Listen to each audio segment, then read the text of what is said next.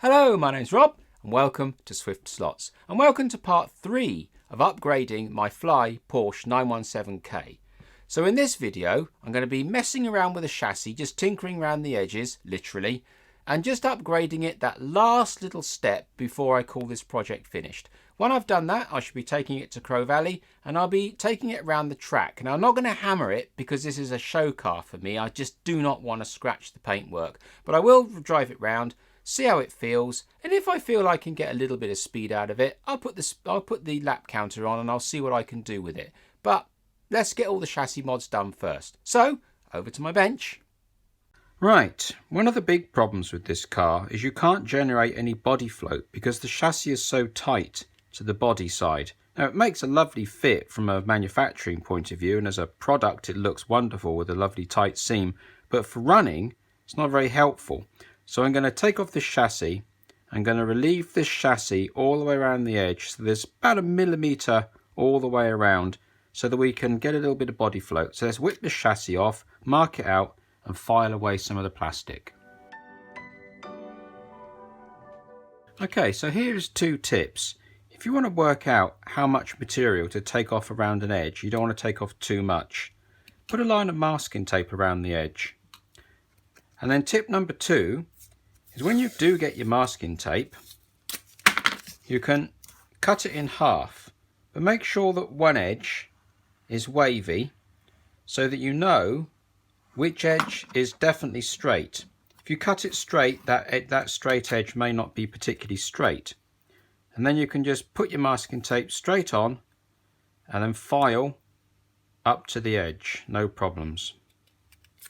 Just like that.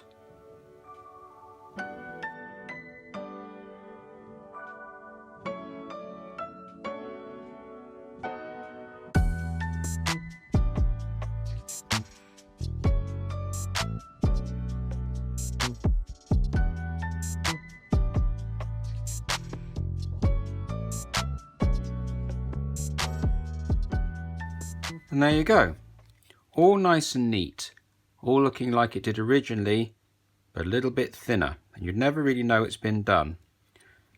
And when it goes onto your body, you've now got a very neat, even gap all the way around, and you've got a little bit of play there, which is your body float. So once you've got your body screws in there, the shouldered ones, you can actually have a little bit of body float. Right, now to move on to this rear so-called pod. It's a silly design, it doesn't work, and it's just a nonsense. So what I'm going to do is I'm going to remove the magnet and I'm going to bond this whole rear pod to the chassis completely.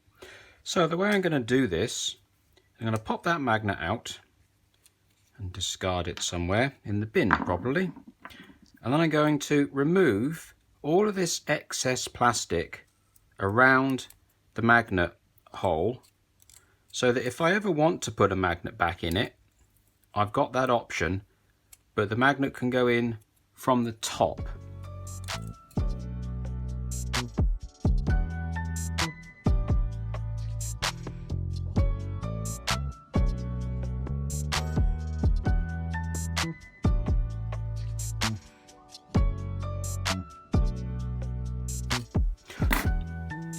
And there we are.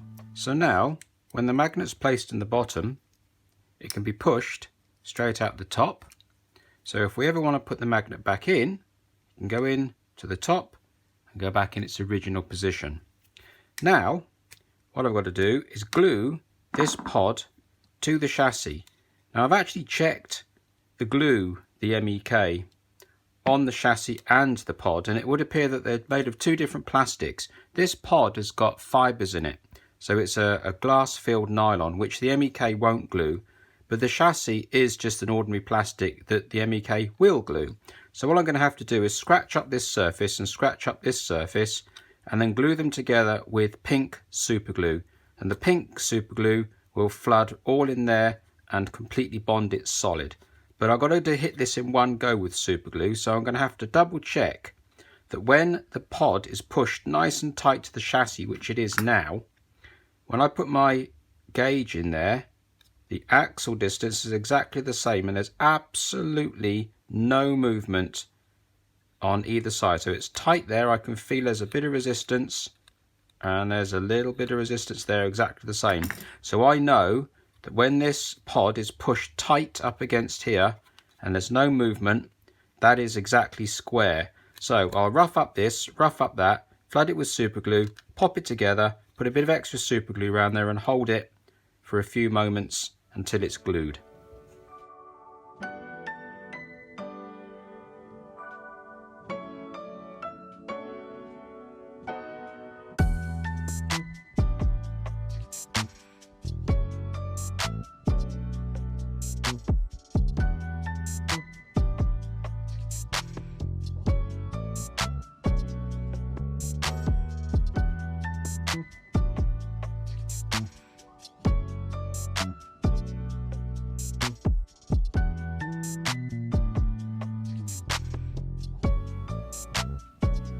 And there we are. That's the rear pod completely glued and part of the chassis. Now when you do this little mod, it's very important to get a larger drill and very gently deburr the tips of these holes here. Just very, very, very gently. And what that will allow you to do is have the actual body float like this. So you've got a little bit of float. If you don't deburr these holes, the burr that's created with the screw goes up into these holes and stops the chassis from moving about. But if you just gently deburr it, as you can see, it's very, very free to move and slide about, which is exactly what you want. So the only other job that I want to do is I want to drill a hole exactly in the middle of where this magnet was, so that if I ever do want to push the magnet back out, I've actually got the ability to do that. So there it is. There is the hole, straight through the bottom. And I will just put a little bit of a chamfer on it, just a hair, just to neaten it up a little bit. There we go. And a little bit on this side here. And then you can pop the magnet back in as if you'd never taken it out.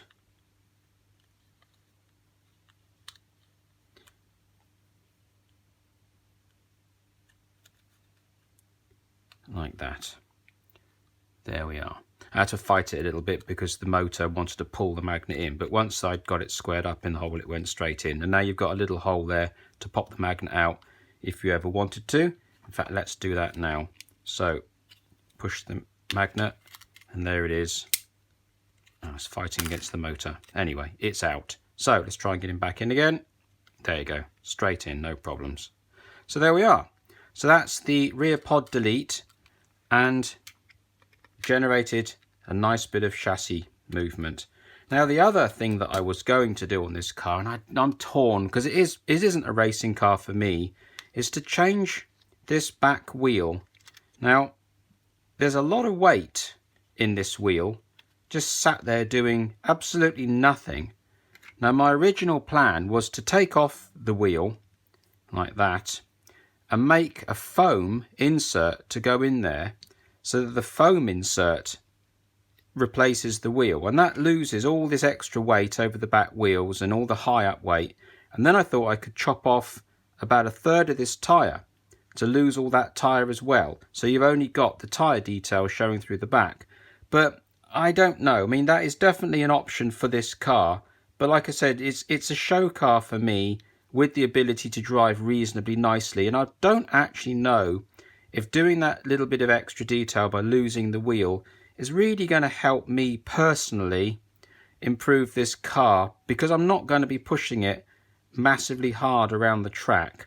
So I think if you've got one of these cars and you want to drive it crazy, then I would certainly do that. I would change this wheel for a piece of solid foam insert and convert it to a foam lightweight version. But if you're like me and you're just going to use it to look at most of the time, then I would just leave it, to be honest.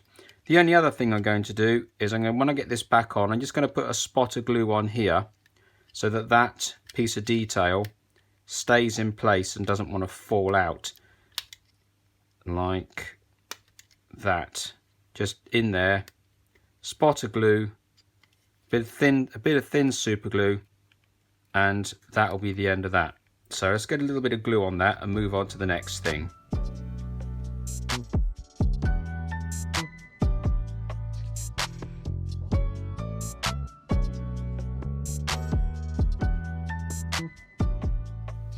Okay, so the next thing, I noticed when I put these brass bushes in that I have an issue when the chassis flexes. So when you spin the wheels, they spin very freely.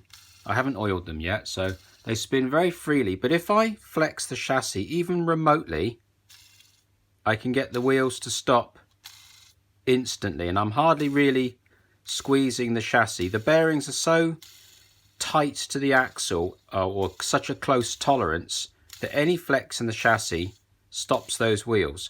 So the way I'm going to solve that is I'm going to make a brace that runs across the front here that glues up this bulkhead and up this bearing mount, runs across the bottom of the chassis, this black plastic card. Now I know that the MEK, or the plastic weld, does actually glue this front half of the chassis together. It would appear that it won't glue the back pod, because the back pod's got fibre in it. You can feel that when you're cutting out that magnet. But the front hasn't. The front chassis is like the Capri chassis. It bonds extremely well with MEK. So I'm going to cut a piece of plastic, going to glue it straight and across there, and I'm also going to drill 2 holes in the bottom of it so that when the motor wires come out, they can run underneath this canister here, which it needs to clear the interior, through the 2 holes evenly, and you can feed the front guide with even amounts of wire so that the front guide can return back to its natural position. Also, I've noticed when I've been fiddling around with this car, it's quite important to get these wires over to this side of the motor. I've noticed that they can hang up on the underside of the chassis if they run across the top. So I've forced my solder joints, or you could resolder them, forced them to come over here and right down in, there's a little groove in the motor right in the middle there, and just get that wire to sit down in there, and then you can bring it around the side like that, and then there's a little post down in here, so you can pop your wire into that post like that, and it clears the pinion. That's not a problem at all, but it all keeps it down in that groove there. And when I'm ready, I'll put a spot of glue in there, just a small spot, just so it holds it down into that post, goes underneath this canister, and it will go through those 2 holes and it will feed the front guide no problem. So let's make this front brace and glue it into place.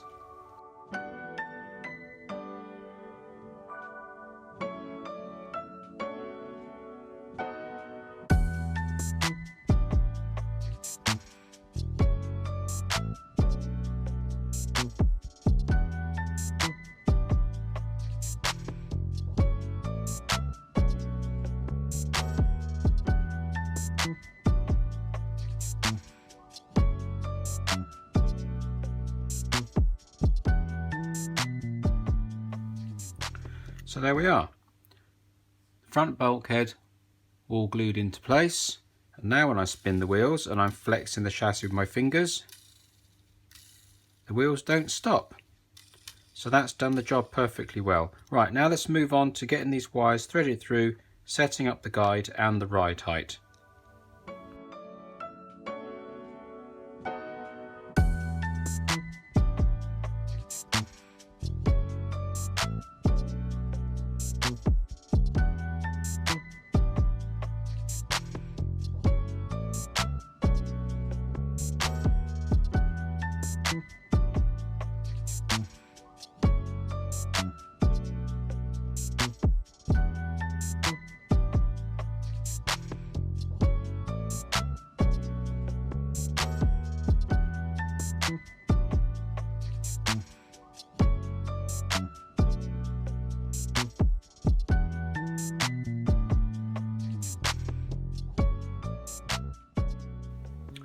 And there we are, all the wiring done.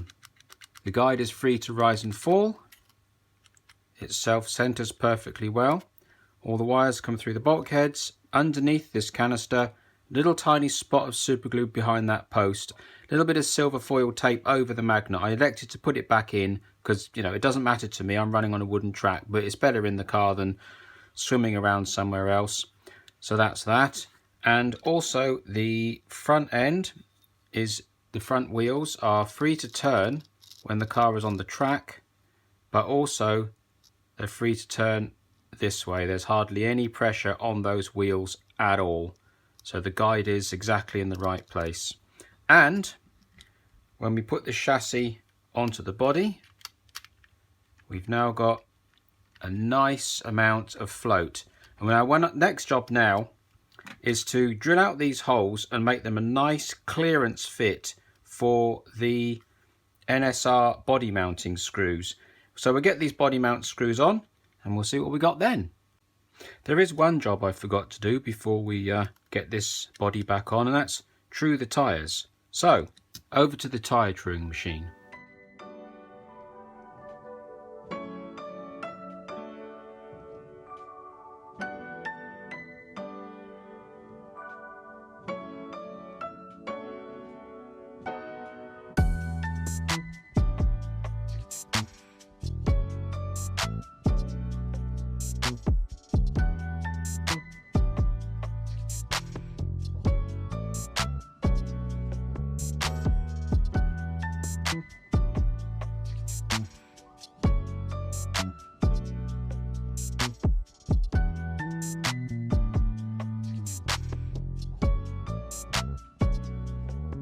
Okay, so that's the tyres all trued up with the high spots off the front tyres taken care of. We'll turn our attentions now to screwing the body down. And for that, I'm going to use these NSR body mount screws, one 8mm and two 6.5mm. So I've decided to just put one in the back and two in the front. So I'm going to clearance these holes at 2.5mm. I've already clearanced them, in fact, and I'm just double checking to make sure that they're nice and clear. The actual screws are 2.2mm, but just to make sure that we get nice free movement of the screw, just open them up to 2.5. There's still plenty of room to hold the head of the screw in. So drop them in there, make sure we got nice movement, and screw them in.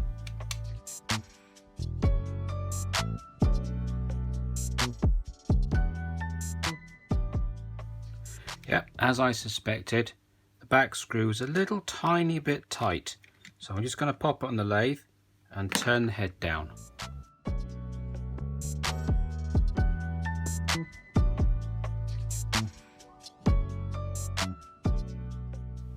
And there she is, all finished. I did end up going with 6.5 in the front and just one 8mm in the back, because that's all it needed. There was no need to put extras. So we've got a really nice amount of float in the front, with a nice amount of side to side, and a nice amount in the back, with a nice amount of side to side. It's all nicely balanced. There's no movement side to side or front to back. It's only up and down to allow the body to float. So that should be a marked improvement on the way this car came to me originally. So let's get her on the track and see how she feels.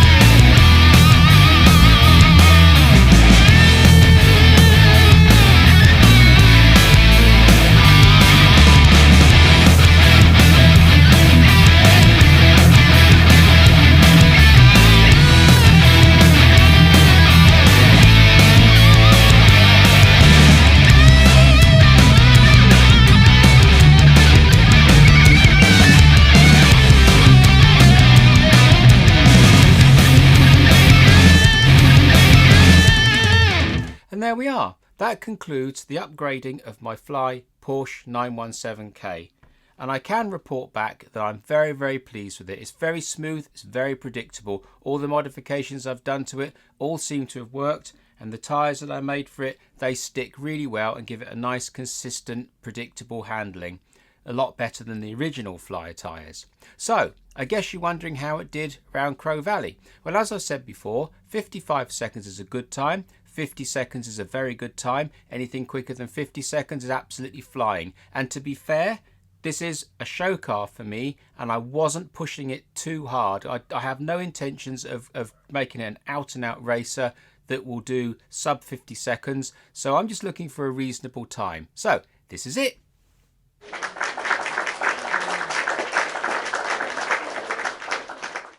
And there you go. I'm really pleased with that. If you times the 7.3 that I did, times that by 7, you'll get a very, very low 51. And I could spend a bit more time messing around with the weight distribution in this car because I have added a little tiny bit of weight. If I moved that around a bit more and practiced a little bit more and didn't mind scuffing the paintwork, I bet I could get it down into the 50s, so 50 something. But I'm not interested. I'm happy with the car now. It's lovely to drive. It's very smooth. And if I ever want to take it off the shelf and play with it, I know I've got a viable slot car to play with. And the tyres that I did, they work really well. So if you want to buy a pair of these tyres, link below. They're on my web shop. So if you enjoyed this sort of content, maybe you'll subscribe. And if you hit the little bell button, that'll be awesome. So until the next time, thank you very much.